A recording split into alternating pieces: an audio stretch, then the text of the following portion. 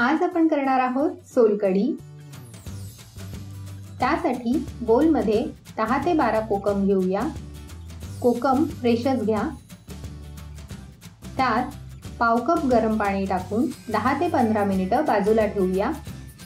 मिक्सरच्या भांड्यात अर्धा कप नारळाचा चव, 2 लसणाच्या पाकळ्या, आल्याचा छोटा तुकडा, 1 मिरची आणि अर्धा कप कोमट पाणी टाकून वाटून घेऊया।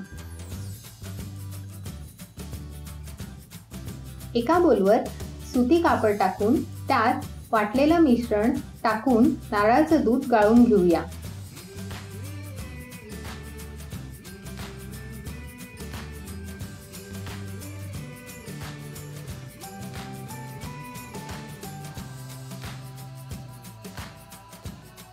कापडातला नारळाचा चोथा टाकून पुन्हा एकदा त्यात अर्धा कप पाणी टाकून वाटून घेऊया।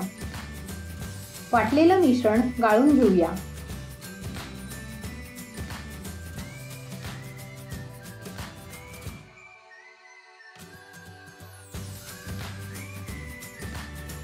पहा, मिश्रण खूप घट्टही नाही आणि जास्त पातळही नाही। आता ह्यात भिजलेल्या कोकमाचे पाणी टाकूया। तुम्ही कोकम कुस्करून सुद्धा त्याचं पाणी टाकू शकता। कोकम फ्रेश असले की सोलकढीला छान रंग येतो।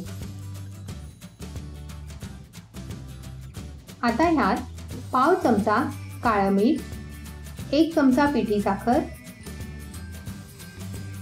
पाव चमचा भाजलेल्या जिऱ्याची पूड आणि पाव चमचा काळी मिरी पावडर टाकून छान मिक्स करूया। तुम्हाला हवं असेल तर तुम्ही ह्यात आईस क्यूबही टाकू शकता किंवा थोड्या वेळासाठी सोलकढीला फ्रीजमध्ये ठेवा।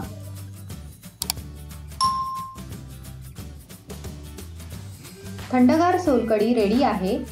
कोथिंबीरीने गार्निश करून सर्व करूया।